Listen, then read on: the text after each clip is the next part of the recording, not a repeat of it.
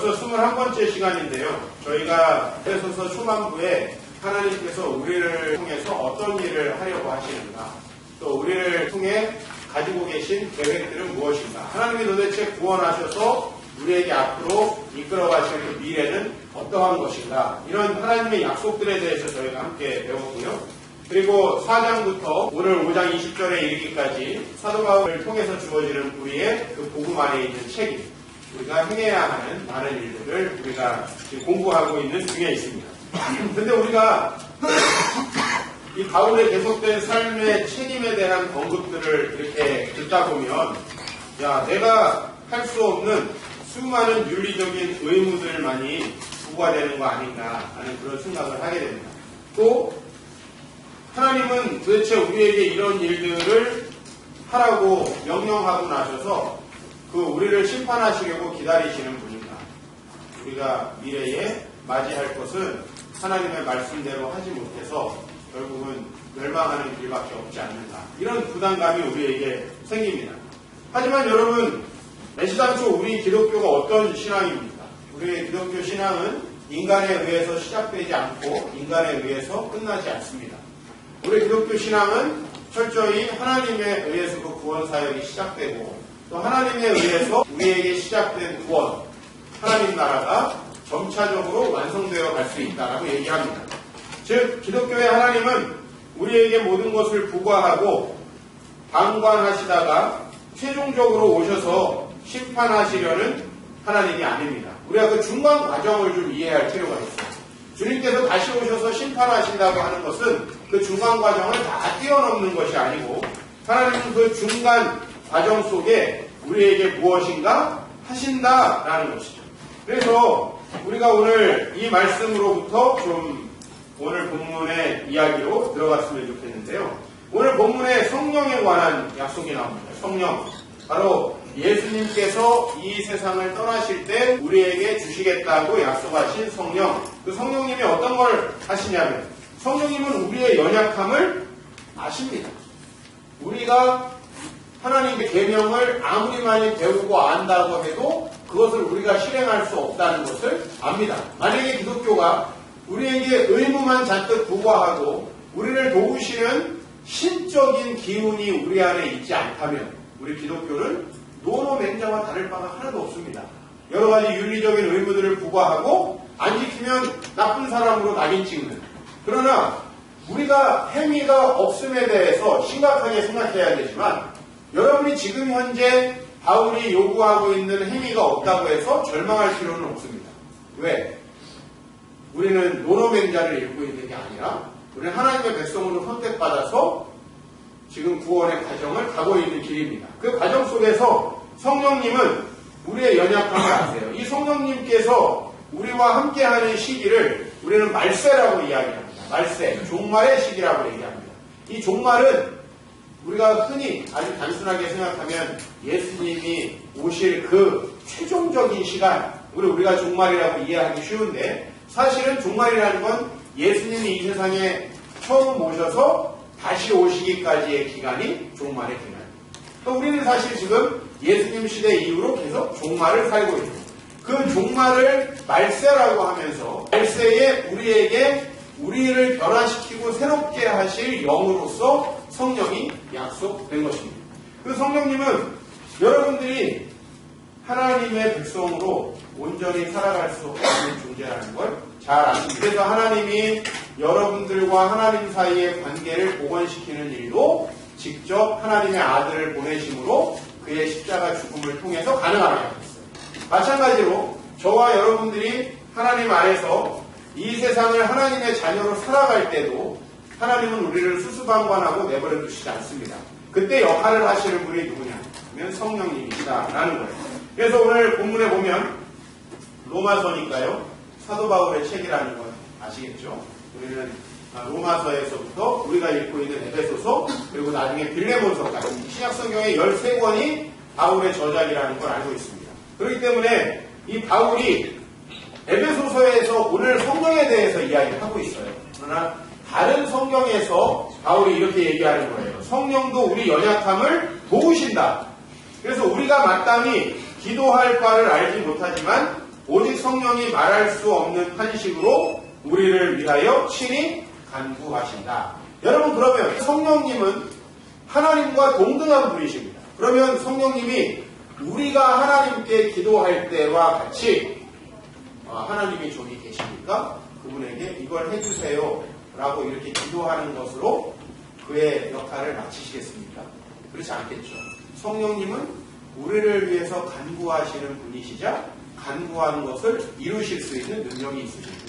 우리는 우리가 간구한 것을 이룰 수 있는 능력이 없죠. 제가 여러분들을 위해서 간구해요.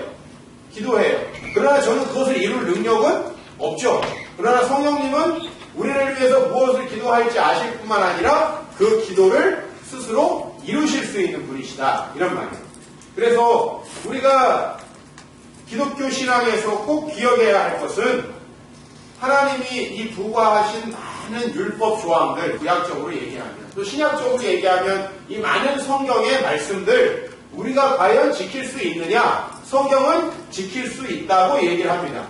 성령의 도우심으로. 우리의 능력으로 불가능한 그것이 성령의 도우심으로. 그래서 여러분이 지금까지 살아온 길을 한번 돌아보시길 바래요. 여러분답지 않았을 때가 있었을 거예요. 부정적인 의미에서 여러분답지 않았을 때가 있었을 것이고 긍정적인 의미에서 여러분답지 않았을 때가 있었을 거예요. 자, 그리고 우리 오늘 본문으로 좀 들어가 봅시다. 본문은 술 취함에 대해서 얘기하고 있습니다. 여러분, 우리 술이 취하면 속된 말로 뭐가 된다고 합니다. 네, 다 이런 걸 잘 아시죠. 자, 우리는 그렇게 사람인데도 사람 수준 이하로 내려갈 때가 있듯이 또 반대로 평소에 여러분답지 않은 사람과 여러분답지 않은 지혜가 충만할 때도 있으셨을 것입니다. 여러분답지 않은 내가 어떻게 그런 결정을 내렸을까? 내가 어떻게 그때 그렇게 사랑을 베풀었을까? 내가 어떻게 그때 그렇게 인내할 수 있었을까? 우리는 사람이라고 하는 이 표준에서 더 밑으로 내려가기도 하고 더 고양되기도 합니다. 우리는 사람이라는 수준에서 주로 우리 육체의 욕망 때문에 강아지 쪽으로 가는 경향이 있죠. 우리는 우리의 이 기본적인 사람됨에서 벗어나서 우리답지 않은 성령님이 인도하시는 새 사람 쪽에 가까울 때도 있는 것입니다. 기독교의 묘미는 여기에 있어요. 우리답지 않은 모습을 갖게 된다. 우리답지 않은 모습. 그래서 여러분, 나답지 않은 모습이 계속되면 어떻게 됩니까? 그게 새로운 나의 모습입니다. 나답지 않은 모습. 그게 짐승과 같은 것이든지 아니면 그것이 성령님이 인도하시는 새 사람이든지. 저는 여러분들이 오늘 새 사람이 되기를 소망합니다.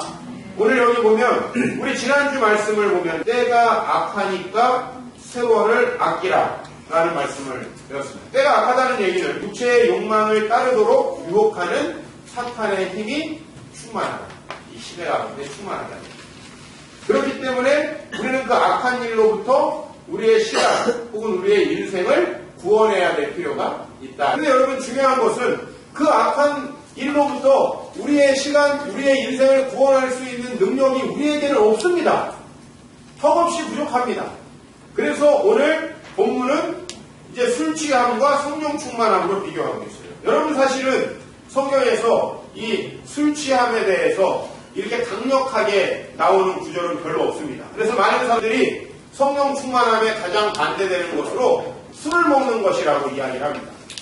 제가 술을 두둔하는 거 아니고, 여러분, 가급적이면 경건한 생활을 위해서 술 취함은 좋은 일이 아닙니다. 그러나 여러분, 오늘 이 성령 충만함의 반대가 술 취함만 있는 건 아닙니다. 술 취함이라는 단어를 그러면 본문에서 왜 선택했을까 하는 걸 생각해 보십니다. 사도 바울은 술에 대해서 그렇게 많은 이야기를 하지 않고 있습니다. 오히려 탐욕에 대해서 많이 이야기하고 또 음란에 대해서 많이 얘기하고 우리 안에 있는 미움과 시기와 질투에 대해서 훨씬 많은 얘기를 다른 부분에서 했습니다. 그런데 오늘 본문에서 굳이 성령 충만과 반대돼서 술 취함을 얘기하는 본문이 뭘까요? 오늘 술 취함은 우리의 수많은 탐욕의 지배 상태를 이야기해요. 여러분이 탐욕의 지배 상태가 여러분들에게 뭘 낳아요? 과소비를 낳고 사치를 낳죠. 여러분에게 분노를 낳고 여러분들에게 미움을 낳고 시기와 질투를 낳죠. 이 수많은 상태들 중에 굳이 술 취함이라는 것이 선정되었습니다. 그 이유는 뭐냐면 성령 충만이 무언가를 설명하려고 일부러 술 취함이라는 단어를 가져온 거예요. 술 취해도 된다 이런 얘기가 아니에요. 그리고 기술적으로 이 용어를 사도 바울이 사용했다는 것도 아닙니다. 술 취함도 이 많은 탐욕의 지배 상태 중에 하나예요. 그러나 오늘 분명히 말씀하는 건 뭐냐면 이 술 취함이라는 단어는 성령의 충만함과 비교하려고 하는 거예요. 중요한 건 뭐냐면 우리 육체의 욕망, 여기 보세요. 여기 육체의 욕망에 지배되는 상태를 이야기하는 거죠. 자기의 적정 주량을 넘어서게 되면은 강력하게 나를 지배하죠. 술을 먹고 어떤 행위를 해서 후회해 보신 적이 있는 분들도 많이 있으십니다. 뭐 그게 아니라면 여러분들에게 이 온갖 육체의 욕망들이 여러분들을 과소비로, 사치로, 분노로, 미움으로, 시기, 질투로 이끌어서 참 후회해 보신 적 많이 있을 겁니다. 자, 이런 지배 상태와 정반대되는 상태를 성령의 충만함의 상태라고 이야기를 합니다. 그래서 오늘 여기 본문에 취하다라고 하는 단어와 충만하다라는 단어는 같은 단어예요. 그러니까 술이 충만하다. 술이 내 안에 들어와서 충만해졌다. 즉 나를 완전히 지배하는 상태가 됐다. 그런데 그 상태가 아니라 반대로 성령님이 우리를 지배하는 상태가 되면 분명히 우리가 어떤 지금과는 다른 상태가 될 것이라.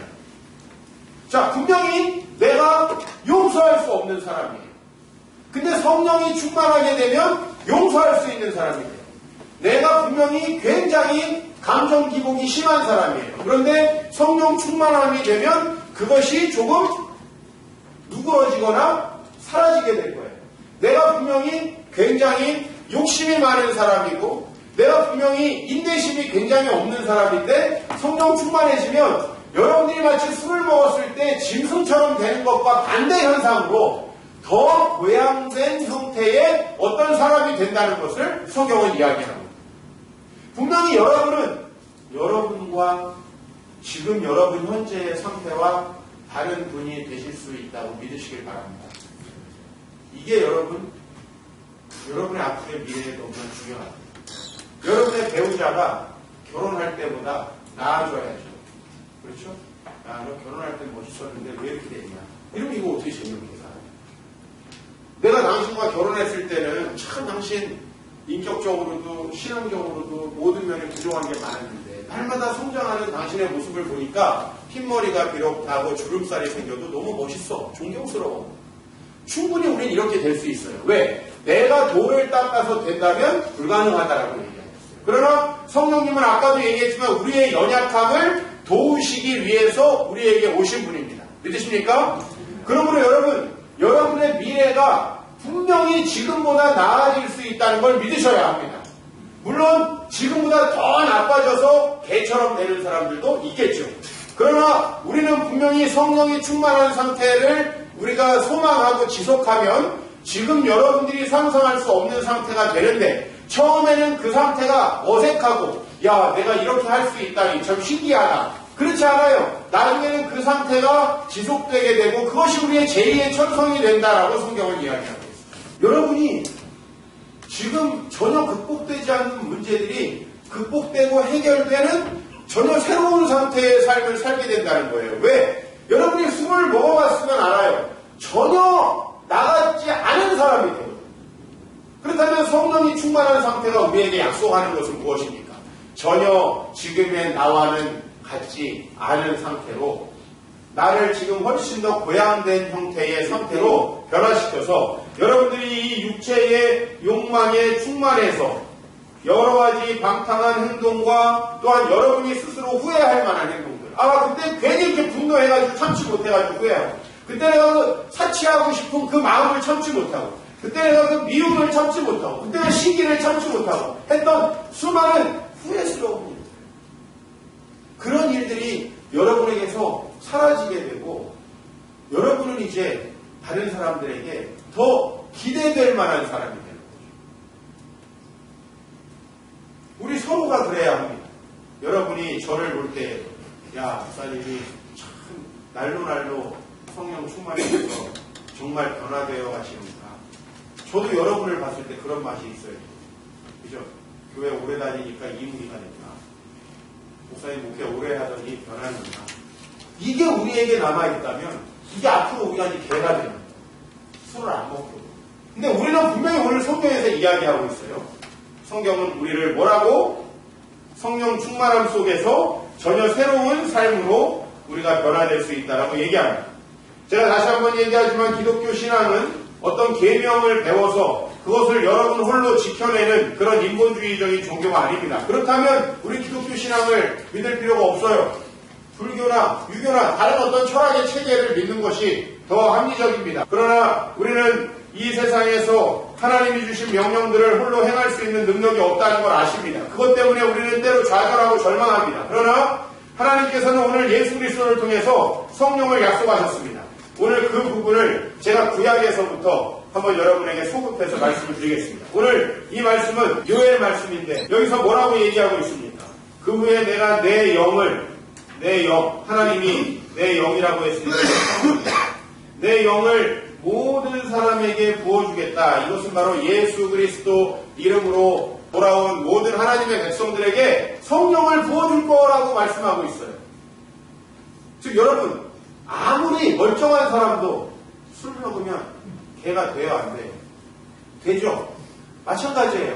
아무리 악한 우리의 본질이라도 성령이 충만하면 변화될 수 있다는 겁니다. 나 같은 놈이 목사님 뭐 기도 좀 하고 말씀 본다고 변화됩니까? 그렇습니다.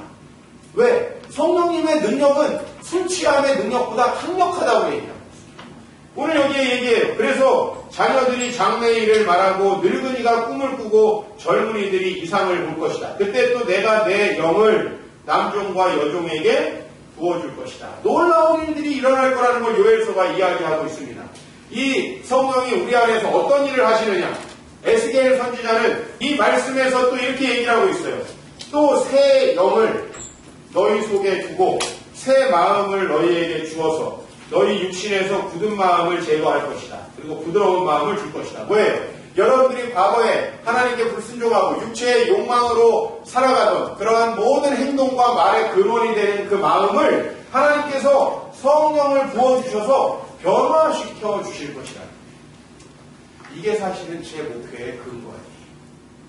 제 목회에 이 소망이 없으면 제가 여러분들 변화되지도 않을 거고 새롭게 되지도 않을 건데 뭘 매주 모여서 하고 있습니다. 저는 쓸데없는 짓이라 안 할 것 같아요. 그러나 저는 여러분을 기대하고 여러분들도 서로를 기대하시기를 축복합니다. 하나님께서 여러분의 굳은 마음을 제거해 주신다고 했어요. 또 내 영을 너희 속에 두어 어떤 결과가 찾아와요. 너희가 내 율례를 행하고 내 규례를 지킬 수 있게 될 것이다. 놀랍지 않습니까? 하나님의 말씀을 따라 살아갈 수 있도록 내가 달라질 거라는 거예요. 하나님의 약속. 이것이 구약시대에서부터 성령이 우리에게 오셨을 때 나타날 거라는 현상이 있어요. 그런데 이 약속을 받아서 예수님은 뭐라고 하시냐면 예수님이 이제 오셨어요. 예수님이 오셔서 제자들을 만나니까 예수님은 성령님과 동일하신 분이죠. 예수님과 함께 있는 건 누구와 함께 있는 것과 똑같아요. 성령님과 함께 있는 것과 똑같아요. 그분이 제자들을 데리고 가르치시고 그들을 인도하셨어요. 근데 그분이 이제 어떻게 하셔야 돼요? 십자가에 죽으시고 부활하셔서 승천하셔야 돼요. 그러니까 오늘 여기 뭐라고 그러냐면 내가 떠날 거긴 하지만 내가 아버지께 구할 테니까 구하겠는데 뭘 구하겠다? 또 다른 보혜사를 너희에게 주게 될 것이다. 그러면 또 다른 보혜사라는 말은 원래 보혜사가 있었다는 말이죠. 그 원래의 보혜사는 예수 그리스도를 말하는 것입니다. 보혜사라는 말은 헬라어로 파라클레이토스라는 말입니다. 근데 파라클레이토스라는 말은 뭐냐면 옆에 계신 분이라는 뜻입니다. 옆에 계신 분. 우리 옆에 항상 계신 분이에요. 그분이 보혜사예요. 근데 이것을 우리 영어 성경에서 여러분 NIV 가장 이제 쉬운 성경이죠. 그 성경에서는 헬퍼라는 말로 번역을 하고 또 다른 성경에서는 카운슬러라는 말로 이렇게 번역을 합니다. 즉 하나님은 여러분의 옆에 계셔서 여러분의 잘못된 결정을 막고 여러분의 마음의 미움과 시기 질투로부터 나오는 죄악들을 막고 여러분 옆에서 선하고 아름다운 결정들을 하시도록 도우시는 분이에요. 그래서 제가 보면 기도하고 말씀 보는 사람들은 어떻게 하는 결정들마다 아이고 저거 내가 도와주지 않아도 참 결정 잘했네 그래요. 마음에 기뻐요. 근데 기도하지 않고 말씀을 보는 일들이 없는 성도들은 교회에 왔다 갔다 하지만 저건 아닌데 목사님 이렇게 하기로 했는데 그건 아닌데 뭐 하기로 했으니 어떻게 해요? 잘 되길 바랍니다. 할 수밖에 없어요. 그러나 저건 왜 저런 결정을 내렸을까? 왜 그렇죠? 왜 그렇죠? 육체의 욕망을 따라 결정하기 때문에 내가 납득할 수 없는 결정이에요. 그럼 그 결과는 반드시 파멸이에요. 그 정도를 볼 수 있는 눈은 있어요. 그런데 어떤 성도들은 저하고 이야기를 따로 하거나 뭐 상담을 하지 않아도 야 성령 충만하구나. 내리는 결정과 그들의 의사와 그들의 그 생활하는 방식이 참 하나님이 보시기에 기쁘신 방식이다라는 생각이 들어요. 그러면 하나님께서 참 좋은 결과를 주세요. 그것이 무엇이든지 간에. 왜? 하나님은 우리 옆에 계셔서 우리를 도와주시고 그리고 우리와 상담하시는 분이기 때문에 정말 하나님은 우리 마음에 올바른 결정들을 내려줍니다. 여러분이 남들에게 잘 보이려고, 여러분이 남들에게 그럴싸하게 하려고, 여러분이 남들보다 승리하려고, 남들을 진도르려고 하는 결정이 여러분들을 패망시키지 않겠습니까? 또 여러분들을 자존감의 나락으로 몰아붙이지 않겠습니까? 그러나 여러분이 남들을 사랑하고 성령님의 인도하심 따라서 선하고 아름다운 일을 하려고 할 때 여러분의 마음이 어찌 고양되고 더 나아지지 않겠습니까? 어떻게 더 나쁜 결정이 내려지겠습니까? 여러분과 똑같이 이 땅 한 번 살다 가는 순례자입니다. 여러분들이 하는 대부분의 고민 똑같이 가지고 있습니다. 똑같이 힘들고 결정하기 어렵습니다. 그러나 나는 한 가지 믿음이 있어요. 내 옆에 항상 계시는 그분이 나와 영원토록 함께 한다고 약속하셨기 때문에 그분에게 묻고 소망하면 절대로 내 육체의 욕망을 따라 결정하지 않게 된다. 내 육체의 욕망을 따라 결정하지 않게 되면 하나님께서 결과는 책임져 주신다는 걸 절 믿어요. 우리 교회를 처음에 개척했을 때 참 막막하더라고요. 뭐 어떻게 해야 되지? 주변 사람들은 다 망하면 안 될 거라니까. 좋은 얘기 해주는 사람도 거의 없었어요. 다 안 될 거라고. 근데 한 가지 빛이 저 안에 있었어요. 한 가지 소망이 있었어요. 그건 뭐냐면 내가 예전에도 한 번도 목회해보지 않고 한 번도 섬겨보지 않은 교회들, 한 번도 내가 해보지 않은 일들을 할 때에도 내가 기도하고 주의 말씀 안에 있으면 하나님이 놀라운 생각들을 내 마음을 열어서 주셨어요. 그럴 때는 마치 이 머리가 창의력 공장 같고 나는 한 번도 내 머리가 창의적이라고 생각해 본 적이 없어요. 저는 보수적인 사람이고 새로운 걸 생각하기보다는 옛날에 갔던 길을 가는 사람이에요. 길도 절대로 저는 새로운 길 안 가요. 저하고 같이 차를 타고 가보신 분들은 알 거예요. 저는 꼭 다니는 길만 가고 새로운 길 개척하지 않습니다. 근데 저에게 한 번도 가보지 않은 목회 길을 또 다른 사람들이 발견할 수 없는 그러한 목회의 형태들을 하게 하시는 분이 누굴까요? 내 옆에 계신 파라클레이토스 성령님. 그 일을 하시고 계신다는 거예요. 그분은 여러분들과 함께 계실 것이고 여러분들 속에 거하실 거라는 거예요. 이분을 예수님께서 아버지 하나님께 구하시고 여러분에게 주신다고 약속하셨습니다. 예수님이 또 이렇게 말씀하십니다. 내가 아직 너희와 함께 있어서 이 말을 너희에게 하지만 이건 뭐예요? 아직 승천하기 전이에요. 지금 십자가 죽으시기 전이에요. 내가 너희에게 하지만 곧 보혜사, 곧 아버지께서 내 이름으로 보내실 성령, 그 보혜사가 너희에게 모든 것을 가르치고 내가 너희에게 말한 모든 것을 생각나게 하시리라. 이 성령님이 우리의 지혜의 보고입니다. 여러분이 무엇을 시작할 때, 인생에 어려운 문제가 있을 때, 정말 막연할 때 그냥 하나님께 나와보십시오. 그냥 말씀을 들어보십시오. 제 설교가 그 주제와 같을 필요도 없습니다. 성령의 인도하심을 소망하는 사람은 이 말씀 속에서 자기 인생의 길을 발견합니다. 이 본문과 전혀 상관없는 깨달음들을 받습니다. 내 이름으로 보내실 성령 그가 너희에게 모든 것을 가르치고 너희에게 말한 모든 것을 생각나게 하시리라. 또 말씀합니다. 내가 아버지께로부터 너희에게 보낼 보혜사 아버지께서 나오시는 그 진리의 성령이 오셔서 나를 증언하실 것이다. 예수님은 계속해서 이 말씀을 하고 계십니다. 정말 이 말씀대로 예수님은 계속 내가 떠나가는 것이 오히려 너에게 유익하다라고 제자들에게도 얘기하셨어요. 무슨 말이죠? 안심해라. 내가 떠나도 파라클레이토스 또 다른 보혜사 성령님이 너희 안에 오셔서 내가 너희와 함께 있었을 때와 동일한 역사를 하신다는 거죠. 우리가 예수님과 함께 있는 것이나 우리 안에 성령이 계시는 것이나 똑같다는 얘기를 하고 있어요. 여기 본문에서는 사실 유익하다고 얘기하고 있는데 유익하다. 그래서 예수님은 그 성령을 통해서 여러분들을 고아와 같이 버려두지 않고 너희에게로 올 것이다. 여러분은 성인이 되면 누구도 여러분에게 그런 답변을 줄 수 없죠.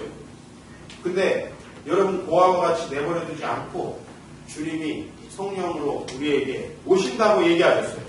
정리가 되십니까? 구약에서부터 여러분들을 변화시키고 여러분들을 새롭게 하실 그 성령이 예수님께로부터 약속되었고 그 예수님은 정말 우리에게 오셨어요. 그래서 어떤 역할들을 하십니까? 같이 읽읍시다. 성령이 친히 우리의 영과 더불어 우리가 하나님의 자녀인 것을 증언하시나니 여러분 안에 예수 그리스도를 믿게 하시고 여러분이 하나님의 자녀라는 확신을 주는 거예요. 이 세상에서 우리는 얼마나 많은 이 확신에 상처를 받습니까? 여러분들이 이 세상 온갖 풍파에 시달릴 때에도 하나님의 자녀라는 것을 증거하십니다. 그 믿음에서 떠나지 않도록 여러분들 돌보시죠. 그 성령님이 또 어떤 일을 하십니까? 아까도 얘기했지만 우리의 연약함을 도우시고 여러분을 위해서 친히 간구하시고 제가 이 성경에는 더 나오지 않지만 여러분을 간구하시는 것을 스스로 이루시려고 사역하신다. 역사하신다는 그분이 바로 성령님이에요. 그 성령님이 우리를 어떻게 하시겠다고 약속합니까? 우리 본문 말씀 한번 읽어보겠습니다. 주께서 사랑하시는 형제들아 우리가 항상 너희에 관해서 마땅히 하나님께 감사할 것을 제가 정말 여러분에게 이랬으면 좋겠어요. 이 바울이 지금 데살로니가 성도들에게 쓰는 편지거든요. 제가 여러분들을 이렇게 봤습니다. 감사하다. 어떨 때 감사한 마음입니까? 처음에 교회 왔을 때는 좀 답 없는 부부였는데 답을 찾았어요. 처음에 교회 왔을 때는 정말 대책 없는 인간이었는데 변화됐어요. 그러면 내가 얼마나 감사하겠어요. 그쵸? 그죠? 근데 계속 똑같아. 계속 밥만 먹고 계속 똑같아. 그럼 어떻게 했어요? 그 서로 성장하는 그 느낌. 저도 여러분들에게 성장하는 목사가 되려고 정말 많이 노력합니다. 지적으로, 영적으로, 또 제가 인격적으로 성숙하려고. 물론 부족한 건 맞습니다. 그러나 성령님이 저를 도우실 거라는 걸 믿습니다. 실제로 뭘 감사하는지 한번 우리 보시죠. 하나님이 처음부터 너희를 택하셨다. 즉 하나님께서 여러분을 그냥 두신 게 아니라 여러분을 택하셔서 여기 하나가 빠졌어요. 중간에. 예수 그리스도를 통해서 너희를 구원했다. 이게 빠졌어요. 다른 에베소서나 이런 구절에는 이 중간에 그 구절이 다 들어가요. 그 다음에 성령님이 뭐 하세요? 여기부터 읽어볼까요? 시작. 그렇죠. 성령님이 여러분을 거룩하게 한대요. 아니 거룩이라는 말처럼 우리에게 부담스러운 말이 없습니다.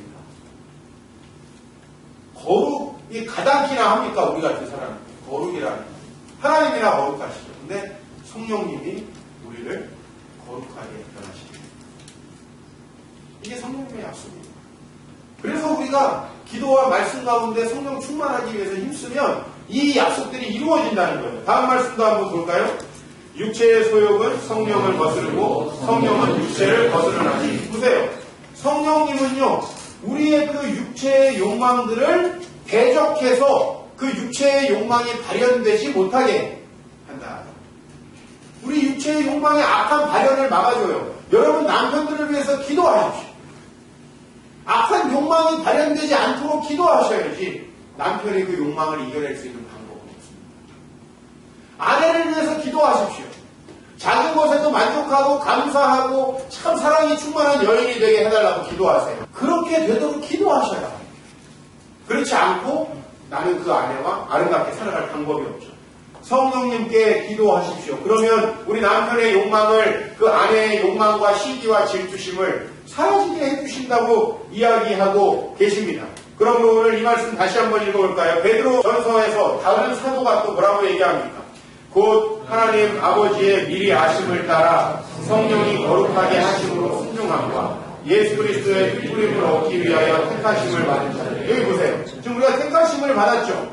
근데 세 가지로 이야기를 하고 있어요. 그 택하심을 받은 자들이 누릴 수 있는 거. 자, 1번. 성부 하나님의 미리 아시고 선택하심. 두 번째. 예수 그리스도의 십자가로 구원하심. 순서가 좀 바뀌었지만 세 번째, 우리를 거룩하게 하셔서 주의 말씀에 순종하게 하신다는 거예요. 나는 이 말씀을 꼭 체험하고 싶어요. 정말 안 되거든요. 정말 주의 말씀 따라 24시간 살면서 주님 안에 거하고 싶어요. 근데 잘 안 돼요. 그러나 약속하십니다. 성령의 거룩하게 하심으로 순종함을 받은 자예요.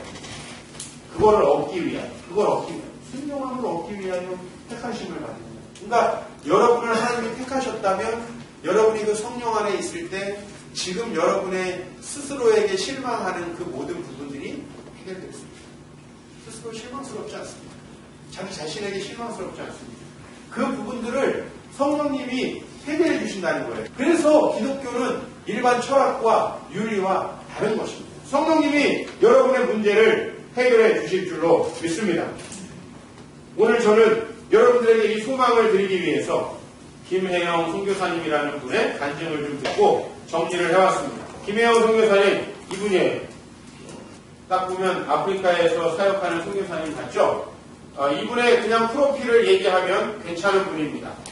숨지마 내 인생이잖아 이외에 여러 가지 책의 저자이시고 또 미 뉴욕의 콜럼비아 대학 사회복지학 석사 학위를 받으신 분이고 지금 현재 여기 일원동에 가면 미랄복지재단이라고 있어요. 그 미랄복지재단의 본부장으로 케냐에서 사역하고 계시고 2012년 국민훈장 목련장을 받습니다.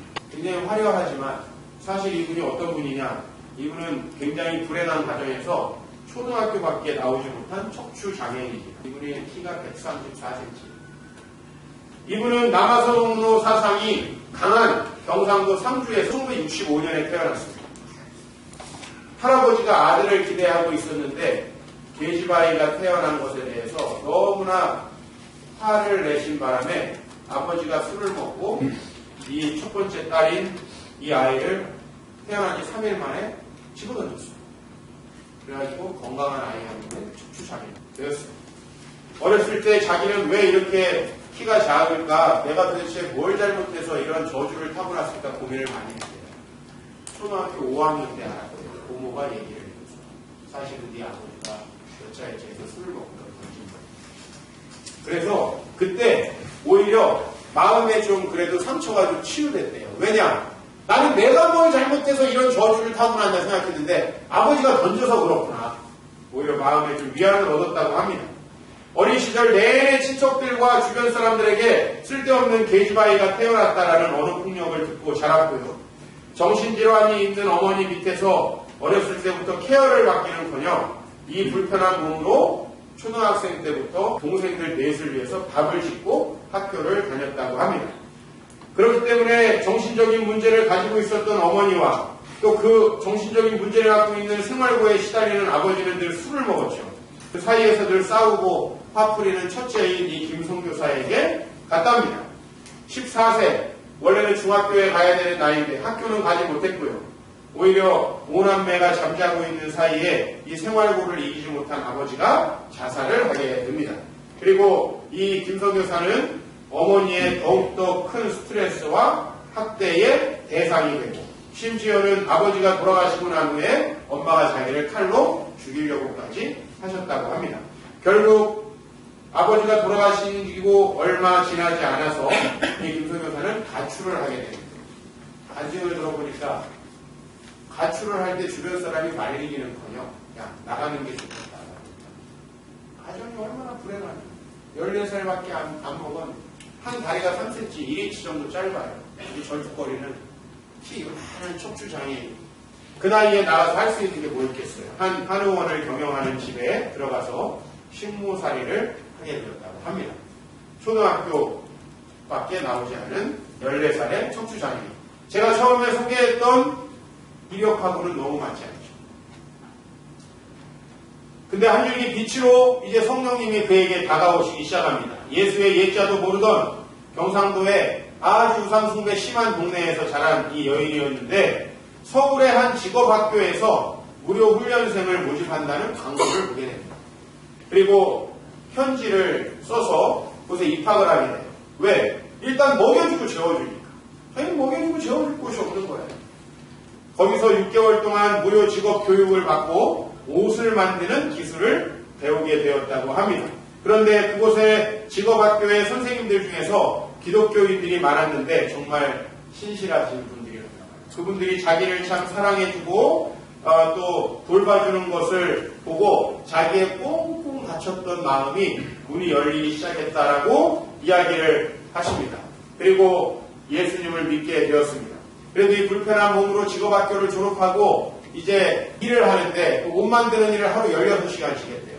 16시간씩이 건강하지 않은 몸으로 얼마나 힘들었겠어요. 마음에도 상처가 너무 많고 이 사람은 그때부터 매일 밤마다 교회에 가서 기도하면서 자면서 자는 둥 기도하는 둥 철야를 하면서 하루하루를 버텼다고 합니다. 이렇게 노력한 결과로 그녀는 4년 만에 전국 장애인 기능대회에서 옷 만드는 분야에 금메달을 따게 됩니다. 그리고 얼마 후에 세계 장애인 기능대회에 나가서 옷을 만드는 일로 또 금메달을 따는 이렇게 자기의 일을 성실히 임해서 열매를 보여주시게 되고 하나님은 그의 마음속에 점점 소망을 주게 됩니다. 이제 이 여성은 공부를 하고 싶었어요. 내가 이제 기능도 많이 익혔고 공부를 하고 싶었지만 한국에서는 대학을 받아주는 곳이 없었다고 합니다. 아무 곳에도 원서를 내도 받아주는 곳이 없어서 24살의 나이가 되도록 학교를 가지 못하고 있었는데 그때 하나님의 부르심, 저 아프리카의 보츠와나라는 곳에 아프리카의 여러 자립하지 못하는 흑인들을 위한 직업 학교가 있는데 그곳에 가서 교사로 봉사하라는 그런 부르심을 받게 돼요. 그래서 이 건강하지 않은 몸으로 아프리카 보츠와나에 가서 14년 동안 그곳에서 아프리카인들을 위해서 봉사하게 됩니다. 이렇게 성령이 인도해 주시는 대로 가면서 본인이 받은 은혜를 이야기하는데요. 한국에서 한 번도 예쁘다는 얘기를 들어보지 못했는데 오히려 자기는 아프리카에 가서 자기를 순수하게 예뻐하고 사랑해주는 사람들을 만났다고 합니다. 그래서 평생 자기는 아프리카에 살 거라고 그렇게 이야기를 하는 것을 들었습니다. 보츠와나에 가서 하나님의 인도하심 따라 정말 우리가 볼 때는 사지에 가까운 아프리카 보츠와나에서 그는 정말 하나님의 은혜를 풍성히 체험하게 됩니다. 그리고 그렇게 일한 그 대가로 하나님께서 그녀의 꿈을 이루어 주셨는데 미국에서 학사 학위를 할 수 있도록 유학의 길을 열어주셨고 그리고 최종적으로 콜롬비아 대학에 입학을 하게 되어서 그곳에서 석사학위까지 마치게 되었습니다. 그렇게 마치고 한국에 돌아와서 이제 한국의 언론이 주목하고 그를 2012년에 국민훈장 목련장을 줍니다. 이 훈장을 받는 자리에 어머니와 함께 가게 됐습니다. 이제 그 사이에 한국에 와서 몇십 년 동안 가출해서 이 부자였던 어머니의 집을 다시 찾아서 함께 이 목련장을 받으러 갔답니다. 간증할 때 이런 얘기를 하세요. 그때 내가 같이 가서 참 기뻐하는 어머니의 모습을 보고 내 어렸을 때부터 쌓아온 모든 짐을 어디서 내려놓을 수 있었다. 이것도 다 성령님이 자기를 도와주신 은혜다. 그리고 그 이후에 어머니도 정신적으로 더 좋아지셨고 자신도 기적적으로 다리의 길이도 거의 맞게 되었고 허리에 통증도 거의 없어서 요즘에는 2시간, 3시간씩 서서 강의를 할 수 있는 그런 건강도 얻었다고 합니다. 저는 이분의 책에 이런 말이 하나 기억에 남았어요. 희망은 절망 앞에서 가장 빛이 난다. 여러분 사실 우리의 모습을 보면 우리는 소망을 갖기 어렵습니다. 그러나 여러분 성령을 바라볼 때 소망이 있습니다. 가정에 문제 있으신 분들, 여러분 배우자를 보면 별 소망이 있지 않게 보일 거예요. 그러나 그를 변화시킬 성령님 그리고 나를 변화시킬 성령님을 생각해 보십시오. 앞으로 여러분의 미래를 보세요. 우리 앞에 펼쳐질 미래가 어디 좋은 얘기가 신문에 한 군데라도 나오는 게 있습니다. 경제 위기가 또 올 것이다. 앞으로 취업의 문이 더욱 어려워질 것이다. 여러분에게 전부 다 임금 피크제가 적용돼서 앞으로 연봉이 줄어들 거라는 이야기밖에 나오지 않습니다. 그러나 우리의 절망 앞에서 하나님이 성령을 통해 주시는 소망은 여전히 빛을 발한다고 믿습니다. 성령님은 절망 중에 있는 한 영혼을 하나님의 백성으로 부르실 뿐만 아니라 그의 부르심에 순종할 때에 날마다 밤마다 기도하면서 그가 아프리카에 가라는 부르심까지 순종한 이 여인에게 정말 배움의 기회와 건강까지 주셨고 이제 앞으로 자기는 많은 책을 써서 수많은 젊은이들에게 나를 보면서 희망을 가져라. 나 같은 사람도 하나님께서 도와주셨다라는 이야기를 하고 싶다라고 합니다. 로마서의 말씀을 좀 기억하게 됐습니다. 현재의 고난은 장차 우리에게 나타날 영광과 좋게 비교할 수 없다. 아까 전에 제가 성령님이 우리를 친히 도우신다라는 말씀 조금 앞에 얘기했습니다. 성령님이 우리를 도우실 수 있기 때문에 우리는 지금의 고난, 잠시의 어려움 충분히 넉넉하게 이길 수 있게 된다는 사실입니다. 여러분, 소망을 발견하기 어려운 시대입니다. 특히 저는 저 자신을 볼 때 소망이 없고 여러분도 아마 마찬가지일 거라고 생각합니다. 여러분 자신을 볼 때 큰 소망이 없을 거라고 생각합니다. 그러나 우리에게 성령이 계시고 우리가 우리 가정을 보고 우리의 현실을 볼 때는 소망이 없을지 몰라도 성령님이 앞으로 우리에게 행하실 일들을 기억하시기 바랍니다. 분명히 그 하나님은 동일하게 여러분의 가정에도 역사하실 것입니다. 그리고 여러분의 미래에도 역사하실 것입니다. 성령 충만을 소망하십시오.